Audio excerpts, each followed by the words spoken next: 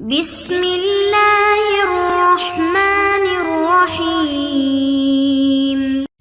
بسم اللہ الرحمن الرحیم۔ السلام علیکم ناظرین۔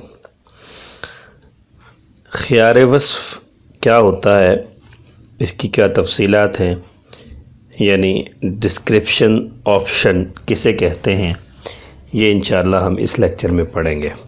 گزشتہ لیکچر میں ہم نے خیار غبن اور خیار تقریر کے بارے میں پڑھا تھا۔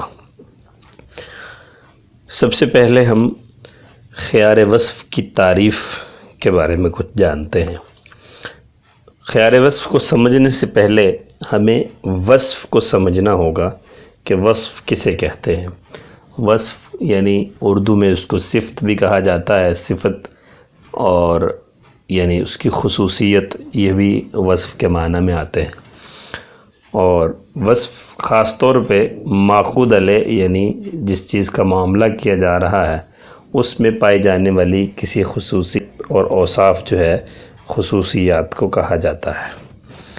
خیار وصف کی تعریف یہ ہے کہ ماخوذ علیہ میں کسی ایسے وصف کا نہ پایا جانا جس کی وجہ سے خصوصی طور پر اس ماخوذ علیہ کا معاملہ کیا جا رہا ہو۔ یعنی بس اوقات ماخوذ علیہ یعنی جس کا معاملہ کیا جاتا ہے، جو چیز ہوتی ہے، اس میں کوئی خاص ایسا وصف ہوتا ہے، ایسی صفت ہوتی ہے کہ اس کو دیکھ کر خریدار جو ہے اس چیز کا معاملہ کرتا ہے، اور اس وصف کو دیکھتے ہوئے باقی جو ہے بہت ساری چیزوں پہ کمپرومائز کرتا ہے۔ ایسے وصف کو وصف مرغوب کہا جاتا ہے، یعنی جو خاص رغبت کی وجہ ہے اس چیز کے اندر، یہ ایسا وصف ہے، تو اسے وصف مرغوب کہا جاتا ہے۔ آئندہ اس پورے لیکچر میں انشاءاللہ ہم اس کو وصف مرغوب کے نام سے ہی یاد کریں گے۔ تو وصف مرغوب اگر نہ پایا جائے تو اس کی وجہ سے خریدار کو عقد کے فسخ کرنے کا اختیار ملتا ہے، اس اختیار کو خیار وصف کہتے ہیں۔ تو یہ بات خلاصے کے طور پہ یہ سامنے آئی کہ خریدار اگر کسی خاص وصف کو سامنے رکھتے ہوئے، یعنی وصف مرغوب کو سامنے رکھتے ہوئے کسی چیز کو خریدے اور بعد میں وہی وصف نہ پایا جائے تو شریعت اس شخص کو خیار وصف دیتی ہے۔ خیار وصف کی کیا تفصیلات ہیں وہ انشاءاللہ ہم اگلی سلائیڈز میں دیکھتے ہیں۔ اوصاف کی اقسام پہلے سمجھ لیتے ہیں۔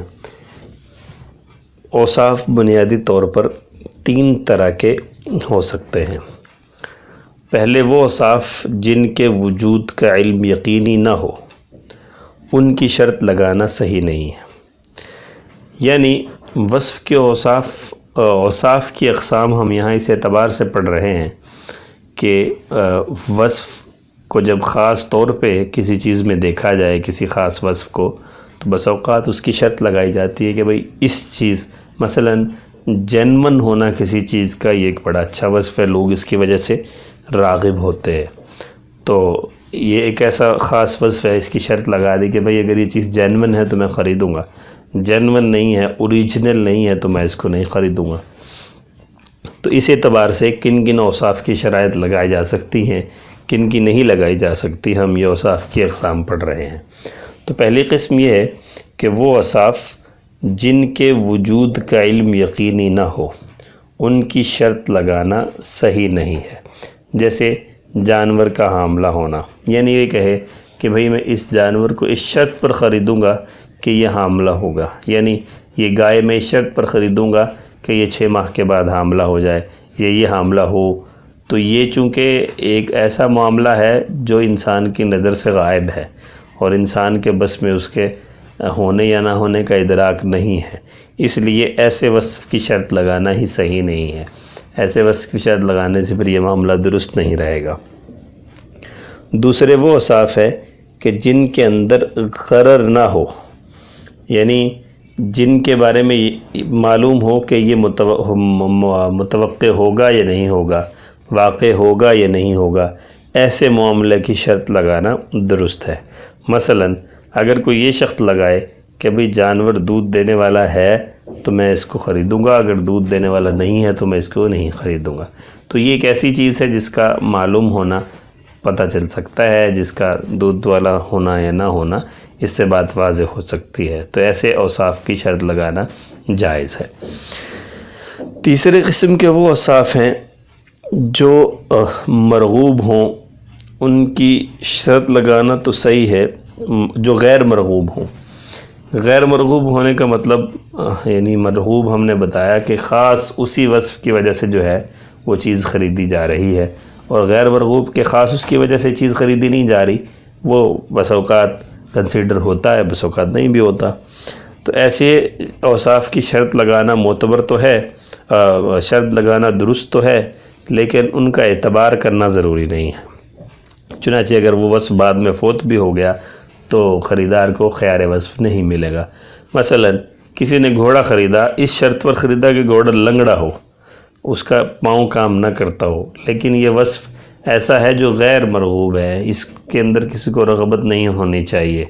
چنانچہ بعد میں اس نے جب وہ گھوڑا خریدا اور اس کو جب گھوڑا ملا تو وہ گھوڑا لنگڑا نہیں تھا، تو یہ ایک ایسا وصف ہے جو یعنی ایک نقص کا وصف تھا جو نہیں ہے اور اچھائی میں مل رہا ہے، تو اس وجہ سے اس کا کوئی نقصان نہیں ہو رہا، اس لیے اس کو خیار نہیں ملے گا۔ تو یہ تین طرح کے اوصاف ہوتے ہیں جن کے اعتبار سے آپ نے یہ سمجھا کہ کن اوصاف کی شرط لگانا جائز ہے اور کن اوصاف کی شرط لگانا جائز نہیں ہے۔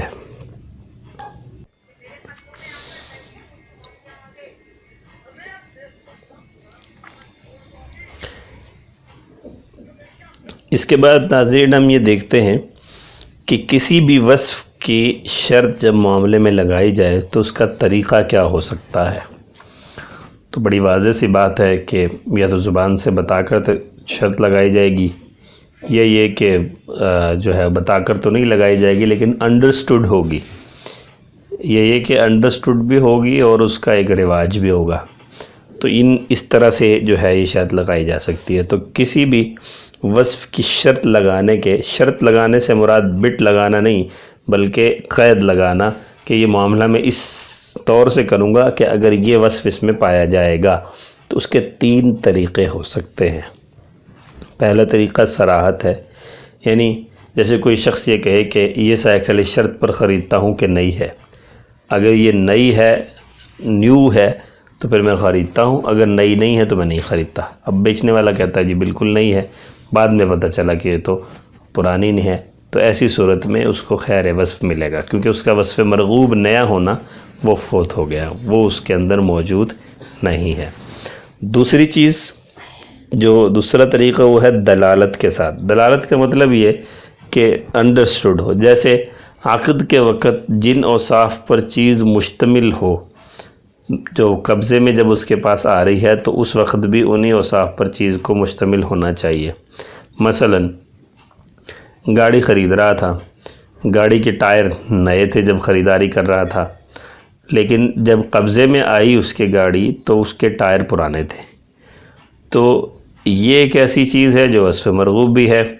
یا یہ کہ گاڑی کا انجن اوریجنل تھا، گاڑی میں اے سی ٹھیک چل رہا تھا، گاڑی کی بہت ساری چیزیں جو صحیح تھی وہ قبضے کے وقت میں اس کو صحیح نہیں مل رہی تھی، تو یہ دلالت اس بات کی طرف اشارہ کر رہی ہے کہ بھئی جب اس نے معاملہ کیا تھا تو اس وقت یہ ان اوصاف پر راضی تھا اور ان اوصاف کی وجہ سے ہی اس نے معاملہ کیا تھا، لیکن بعد میں چونکہ وہ اوصاف نہیں پائے جا رہے تو اس شخص کو بعد میں خیار وصف حاصل ہوگا۔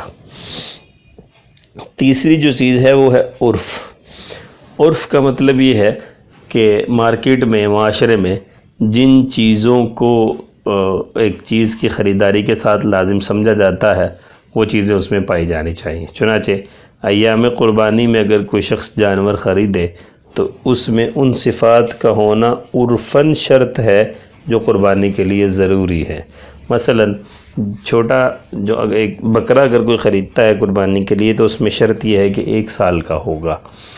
اب ایک شخص قربانی کے لیے بکرا خریدنے کے لیے جا رہا ہے اور اس نے زبان سے اگرچہ یہ نہیں کہا کہ بھئی مجھے 1 سال والا بکرا چاہیے، تو قربانی کے ایام میں ظاہر ہے خریداری قربانی کے حساب سے ہوتی ہے، تو ایک شخص نے اس کو بکرا بیچ دیا، بعد میں پتہ چلا وہ تو 1 سال کا نہیں ہے، تو اسے خیار وصف حاصل ہوگا کہ عرفاً یہاں پہ مارکیٹ یہ دلالت کر رہی تھی کہ مجھے جو ہے وہ خریدار کو 1 سال کا بکرا چاہیے، تو اس اعتبار سے عرف یعنی مارکیٹ کے اعتبار سے اس کو خیار وصف دیا جائے گا۔ تو یہ 3 طریقے ہیں کہ جن میں خیار وصف کی شرط لگائی جا سکتی ہے۔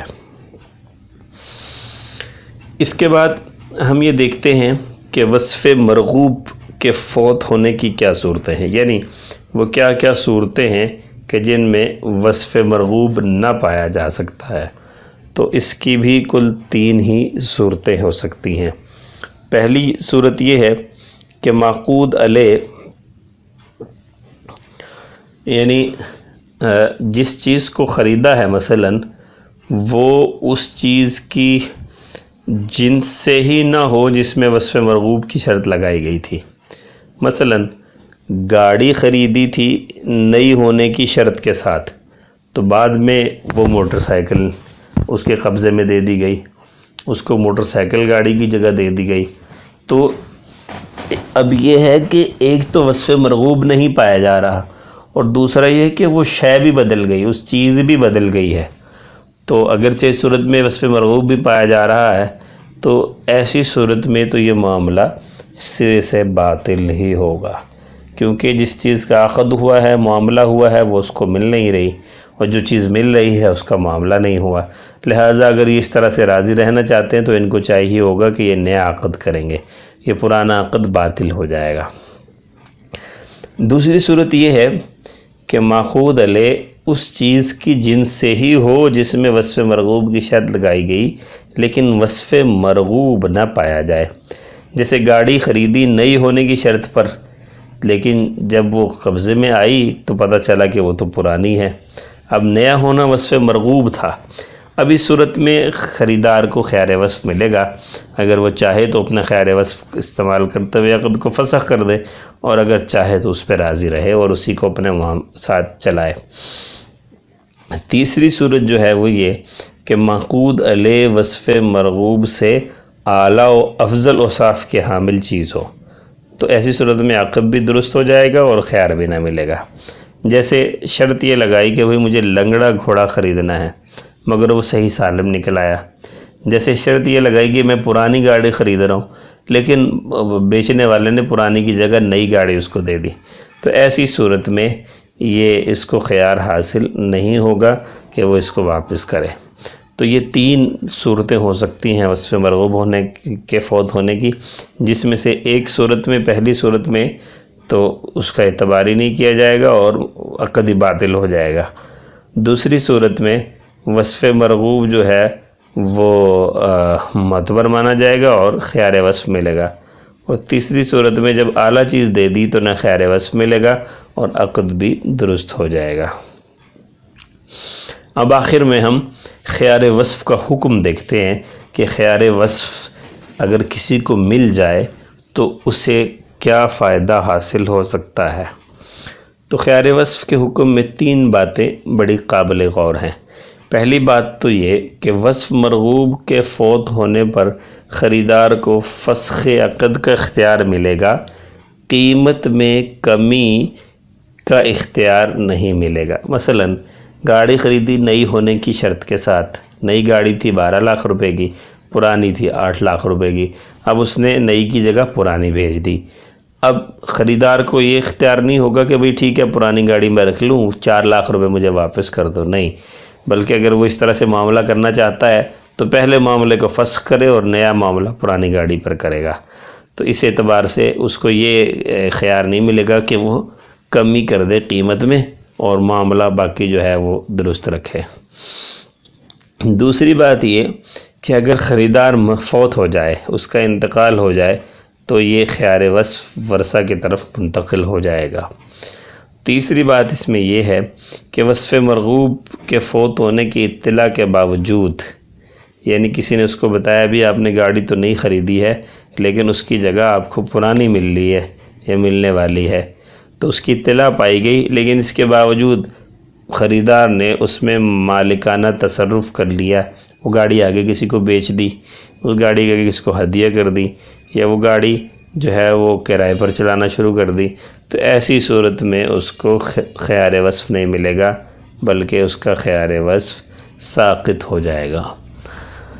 تو ان 3 باتوں کے اعتبار سے خیار وصف کا حکم جانا جاتا ہے۔ تو خلاصے کے طور پہ اس لیکچر میں ہم نے خیار وصف سے متعلق احکام، خیار وصف کی شرائط، خیار وصف کی صورتیں اور خیار وصف کے مفہوم کو جانا۔ امید ہے آپ کو یہ لیکچر پسند آیا ہوگا۔ آپ کی توجہ کا بے حد شکریہ۔ جزاکم اللہ تعالی خیر۔